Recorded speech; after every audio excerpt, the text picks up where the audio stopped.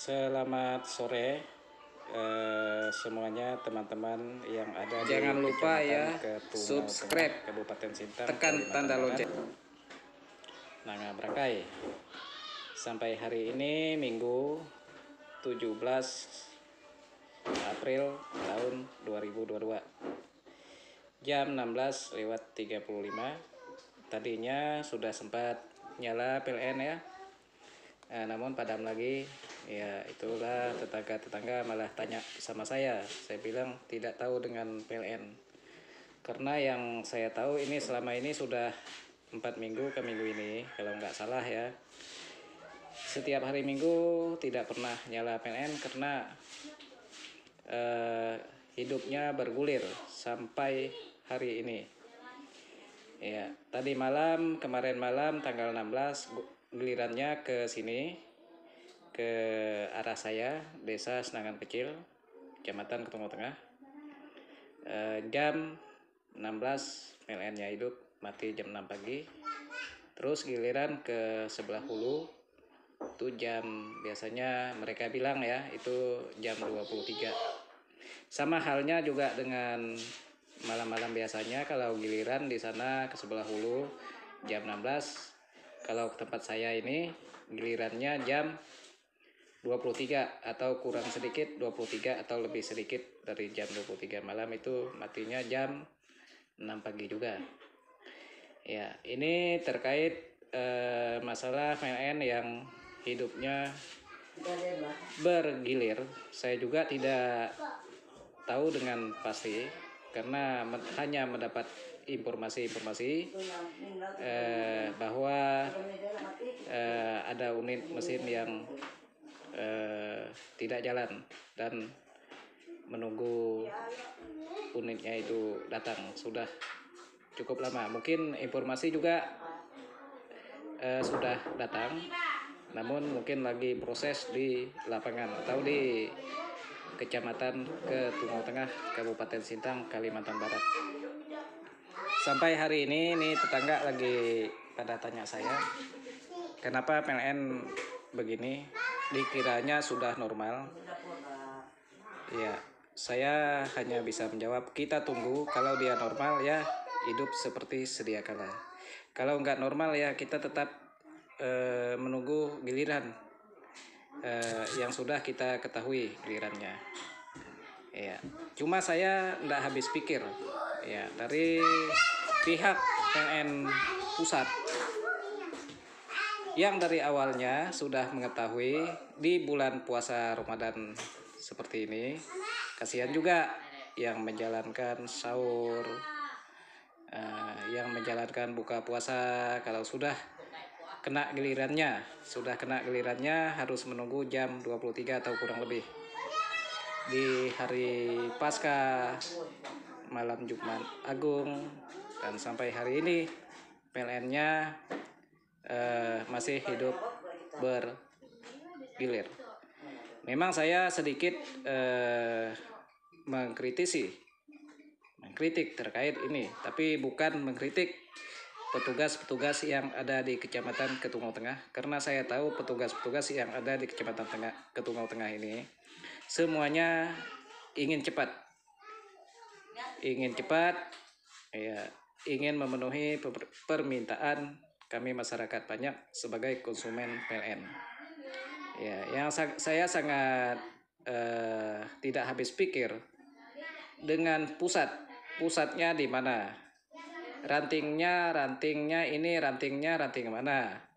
Ya, informasi dulu yang saya ketahui ini ranting Sanggau ya, ranting Sanggau, walaupun kita itu daerah Kabupaten Sintang, Kalimantan Barat ya. Yang jelas PLN-nya kan satu, mau ranting manapun ya saya rasa dia satu dengan PLN Kalbar. Ya, saya berharap kepada pihak PLN pusat ya, supaya proses baik pun pergantian mesin, baik pun perbaikan PLN itu prosesnya bisa diselesaikan dalam waktu paling lama itu 2 minggu. Itu sudah cukup lama. 2 minggu dengan hidup bergulir.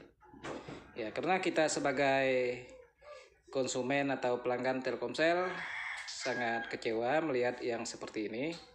Ya, kalau udah kena giliran kita, anak juga menangis.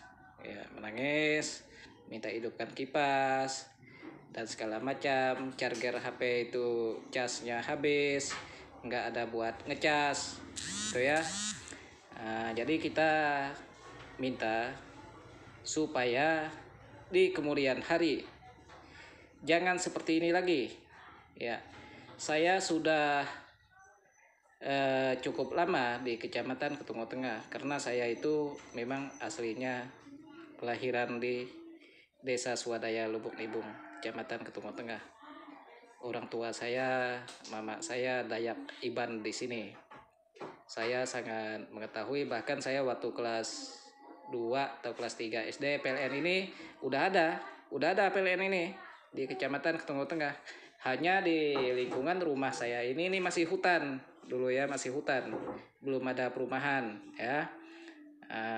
Jadi saya harap PLN ini bisa cepat kembali hidup normal. Bahkan yang kami minta di Kecamatan Ketungo Tengah ini, PLN di sini bisa 24 jam karena kita menilai pemakaian PLN hanya hidupnya dari jam 16 sampai jam 6 pagi. Itu pemakaiannya itu jelas berkurang, apalagi kalau dia udah jam 00 ke atas atau jam 23 ke atas. Tentu pemakaian KWH agak kurang, ada yang matikan lampu, matikan TV, ya, atau cabut segala charger HP dan segala macam lah ya, kita sama-sama mengetahui. Tapi kalau PLN itu hidupnya siang, ya, hidupnya siang, dia itu hidup siang lebih banyak pemakaian KWH-nya. Saya pastikan bisa lebih banyak karena apa? Banyak konter-konter, banyak bengkel-bengkel sepeda motor. Ya, itu sangat banyak sekali, banyak pengusaha besar yang memerlukan listrik, rumah sakit, sekolah. Sekolah juga itu sangat memerlukan listrik. Ya, seperti SMA, SMP, bahkan SMK di sini. Karena ke jalan SMK sana saya dengar informasi juga belum tercover oleh tiang listrik, gitu ya. Karena saya juga punya teman di jalan sana kan selalu pakai genset mereka. Jadi kepada pihak PLN pusat supaya mendengarkan keluh kesah kami sebagai masyarakat rakyat jelata di perbatasan RI ini. Ya, di perbatasan RI, di perbatasan Malaysia ini. Kami sudah bertahun-tahun, sudah berpuluh-puluh tahun ini menunggu listrik ini karena listrik ini juga sekarang sudah menggunakan token. Ya, sudah menggunakan token atau pulsa listrik. Kita perlu beli di konter atau kita perlu beli lewat M-Banking atau lewat OPPO, Dana dan yang lainnya. Kalau duitnya ada sendiri kan begitu. Jadi sangat berbeda dari waktu yang meteran, masih meteran lama, main ditulis kan. Kadang-kadang juga kita bisa melihat yang mencatat, kadang-kadang juga kita bisa enggak ya. Intinya sama-sama jujur, kita juga sebagai pelanggan mempercayai sebagai tukang catat. Ya, biasa juga sih kita saling ngetes kan gitu. Jadi kalau sekarang dia sistem token, dari sana vouchernya, dari sini kita isi, itu sudah sangat tepat. Ya, namun PLN ini udah 100% menggunakan token KWH semua. Ya, sudah layaknya untuk dioperasikan 24 jam ya. Saya kalau disuruh memilih listrik hidup siang atau hidup malam, kalau saya disuruh memilih, lebih bagus saya itu hidup siang. Kalau malam saya itu bisa tidur. Jadi kalau siang ya saya nggak tidur, saya bisa kerja menggunakan fasilitas yang ada seperti listrik tadi. Saya rasa cukup itu yang saya sampaikan. Semoga dari pihak Kementerian BUMN kementerian yang lainnya yang terkait dengan PLN ini, perusahaan listrik negara. Semoga juga bisa didengar oleh gubernur, oleh Presiden Joko Widodo. Ya, berhubung juga Joko Widodo kan sekarang kan sudah kedua periode, semoga dia bisa mendengarkan keluh kesah kami di sini. Ya, karena kami di perbatasan ini sangat-sangat keterbatasan seperti salah satu penerangan, ya, akses jalan, akses internet yang selalu membuat kita komplain. Kadang hilang sinyal, kadang lelet. Ya, sebenarnya capek. Jujur, saya sangat capek kalau namanya itu komplain.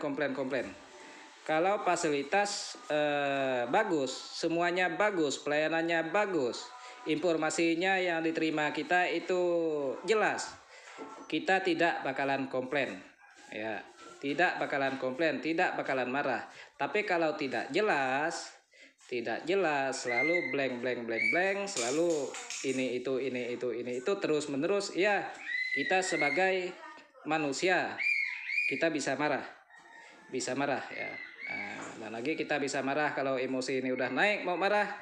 Jangankan manusia sama manusia, setan pun kita lawan. Ya, saya rasa cukup itu. Semoga pihak terkait mendengarkan keluh kesah kami sebagai rakyat jelata. Ya, karena saya Ilim Haryanto dengan Pak Bupati, kami di sini juga udah seperti orang tua sendiri.